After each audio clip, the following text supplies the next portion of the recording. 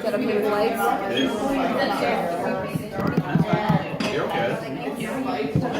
Prickly hair juice, but spike generally. Well, good evening, everybody. Appreciate you being here. Thanks for coming by as we celebrate Glenn and his 39 years. I went to work this morning and I sat down at my desk and I thought about what is most memorable about Glenn. And I think as I say that, things come to mind pretty quickly. And so the first thing that came to my mind was his passion for the environment, for sustainability, for recycling.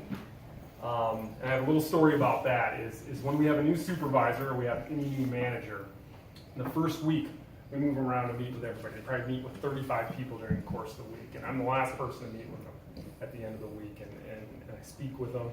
I talk about who they've met with, and we go through the list, and they think, I think I remember that, I think I remember that person. But they always remember Glenn. They go, oh, it's a recycle guy, right? John, I know where every one of the recycle bins are. And I know that if I put it in the wrong bin, I'm going to be in trouble. To a person, no kidding, to a person, they always know.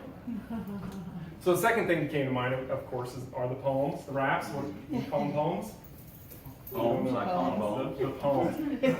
And one of my very favorite things since I've come to Atlanta had to do with one of the poems. We were at the quarterly meeting, one of the quarterly meetings. Latifah, you remember this? And at the quarterly meeting, we do presentations to the entire group, so the entire plant. So we've got a screen, we've got chairs, we've got 80 to 100 people sitting and watching. So I just got done talking, so everybody's kind of like this. And Glenn comes on and gives his talk. He talked about his Best of the Best project. And then he starts into the rap. And I'm deliberately looking at these 80 people or so. And the first reactions he starts to do the poem is people's eyebrows kind of what's this? He goes on for a couple more lines, and I see the corners of their mouths go up, and they start to smile. And I'm telling you, it's just a sea of people doing the same thing. A few more lines into it, they get into it, their mouths open, and they're laughing almost. And he gets to the end of this, and the whole place is just laughing and cheering. And it was just one of my very favorite things since I've been here. But the most important thing that I think that Glenn leaves is his passion for people and the impression that he leaves on people, particularly young managers. And I have a couple stories around that. The first one has to do with Daryl Buggs, and many of you know who Daryl Buggs is. He's our supervisor for the Salt Pork area. And he and I were having a conversation the other day about nothing in particular, but we started talking about Glenn's retirement. And he brought up, he goes, John, I owe Glenn a lot for getting me where I am. And so apparently, he was a production professional. He was working out in the plant, and Glenn used to go and speak with him, go and talk with him. And at one point, or over a course of time, it encouraged him to get into supervision. And long story short, he eventually did. He pursued that. He got to be a supervisor, and to this day, he's a manager and a very valuable member of our team to this day. And he owes a good portion of his career and his life and his success to Glenn. And that's the kind of thing that Glenn has done for people. For me, I've been around for a while, but being around for 39 years, he was still an experienced old buck when I was a young buck. And I remember probably a dozen years ago, and Glenn and I have discussed this many times, but about a dozen years ago, I got a new job with a company out in California. And so I went out there. I was the first Hormel employee out there. I did not know what the hell I was doing. And Glenn came out and spent 2 weeks with me. Stayed over a weekend. He was there for 2 full weeks. We did a lot of projects out there. We did a lot of time study projects. We took a lot of costs out of that operation. And helped me a lot and got me started to be successful out there. And I can't tell you how much I appreciate that. So as I look around, what he's doing to this day is spending time and having an impression on young people, on young managers. I see Latifah, and I see Kayla, and I see Charlie over here, and it's Saturday night tonight. These are hardworking people right here. They work 5-6 days a week. Saturday nights are pretty darn precious, but they're choosing to come here and to celebrate Glenn, to be here with him, because I'm sure that you've had gotten an experience with him like Bugs did, like I did. and I really are going to miss him. So thank you, Glenn. I appreciate your 39 years. Claudia, appreciate you loaning him to us for Friday. I get them back. On Friday. Well, thank you, Glenn. I can't tell you how much I appreciate you, so thank you. Thank you. Thank you.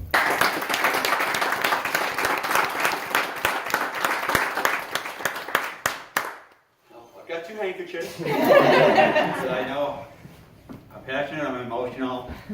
It's been 39 years. My goal is to get 40. It's gonna be one less year, but like somebody said, I got paychecks for 40 Junes, and I even know how to manipulate numbers, so you got 40 years. So I guess I can go that way.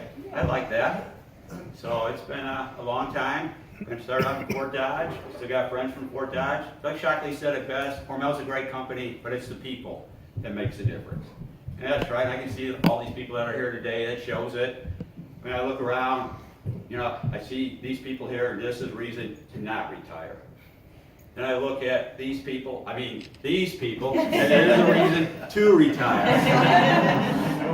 Yeah. So, you know, my goal is 40. I didn't get it. It's one less year there, but it's one more year of retirement I get to spend with them. Or as my dog said, that's 7 more years I get to spend with my dog. Retirement. So that's all good. But the company, you know, when I was up in Austin, I lived on 3rd Street Southwest. That's just north of Skinner's Hill. Skinner's Hill, where people go when it snows to go sledding. It's 1 block long. On the south end of that block, Dick Knowlton lives. Dick Knowlton was the Jeff Ettinger of the time when I was there. And supposedly Jeff Ettinger lives right next to Dick Knowlton, is what I was told, so I don't know. So he lived there. It's 1 block long. On the poor north end of that street is where I lived. But we would have a block party, and Dick and Nancy Knowlton would be out there with us. You would never know he was in charge of a major company. He's just hobnobbing with the town people there and talking to us like it's, you know, no pretentious that he's a guy who should be above that. It just made you feel part of the company, part of the team, and it went on. I mean, he came down to Atlanta. Hey neighbor, how's it going? You know, it just made you feel like you were really welcome. And that's what Hormel's been all about. There, Austin, here, obviously the people showing up here, it's great. So I mean, it's all family, and that's what I feel. That's what's going to make it tough. One thing to remember: you guys came from the A team, right, Dave? A team. We all start on the A team. Okay, don't forget your A team roots. All right. So, okay. Please bear with me as I see if I can get through this or not. All right. Listen, my fellow Hormelites, and you shall hear a little bit about my career. It all started out in old Fort Dodge. Had me a son, Glenn, and a little hodgepodge. They sent me to Austin, brand new plant. But then the union began to rant. So we had ourselves a riot and a strike. They taught us to use a billy club and pipe. Right, Larry? That's right. Had another son, blessed with another son. Rest in peace, my grand. And a beautiful daughter, Biz. So I said to myself, well, maybe I oughta.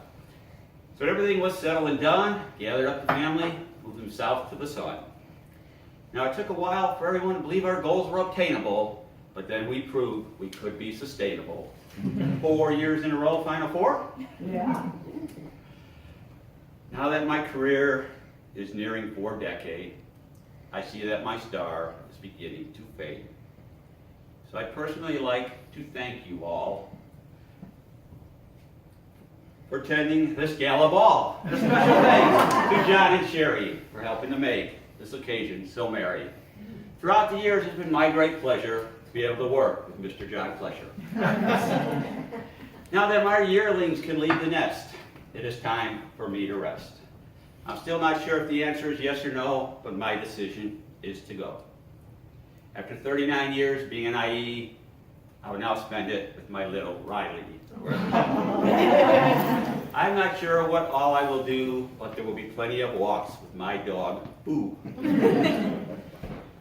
Now I know I shall always be able to survive because I know how to dumpster dive.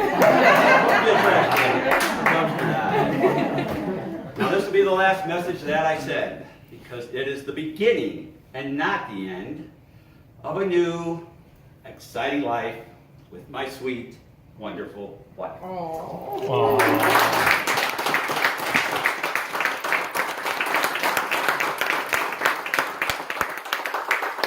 And since I speak, hopefully I have a reputation of being honest, I hope, and I speak with passion. So when I say I'm going to miss and love you all, it's completely true, but to be real honest, I've got to say, especially Kayla. So, thank you.